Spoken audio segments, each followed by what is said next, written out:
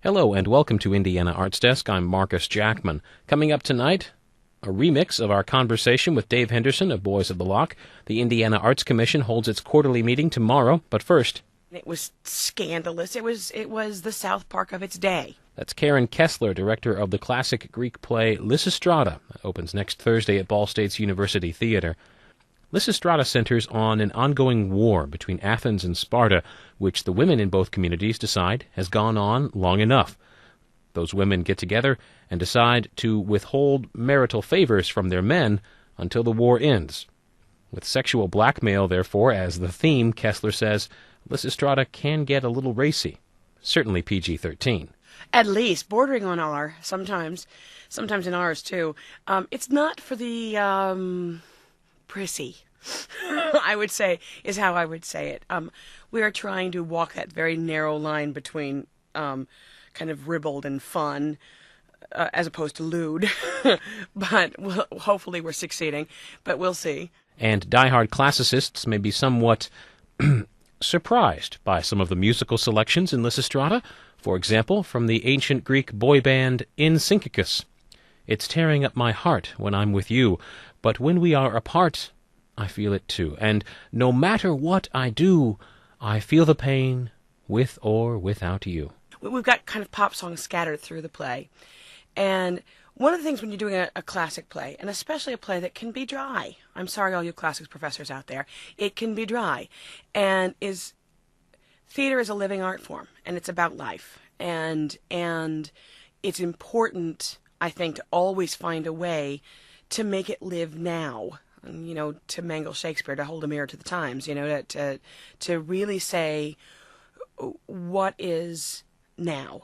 When Aristophanes wrote it, it was meant to be performed once, and it was scandalous. It was the South Park of its day, and so I was really looking for, especially doing it on a college campus, because pop culture references obviously speak to college students. Kessler says Lysistrata could easily give offense. It's so reductive. The jokes can be so man and woman-hating that without the right attitude, the audience could become upset. I think that the only way I can imagine approaching the kind of sexism and the male bashing and the misogyny in this is to make it just so outlandish that obviously, it's satirical, because otherwise it's unpleasant. The Lysistrata project has recently been in the news, with people giving readings of Aristophanes' 2,500-year-old play all around the world as a semi-organized protest to America's war with Iraq. But Kessler says she chose to produce Lysistrata long before the conflict loomed so large. Besides, she's not convinced that something like the Lysistrata project is the best use of energy for people that disagree with government policy. And I am not knocking anybody who wants to protest this war. I'm right there with you. I wish there was anything we were doing besides this right now. Sometimes it seems odd to me to think in terms of protesting a war by artists sitting in a dark theater reading a play to other artists, and I'm not completely convinced that there's an efficacy in that in terms of protest. Instead, people that wish to make their disagreement known, Kessler advises, should write all their congressmen and their president. That is not, however, to say that her production of Lysistrata is completely devoid of politics. I guess the theater is always political to me, always. I mean, you're always saying something about the state of the world. If you're not, I don't know why you're doing it.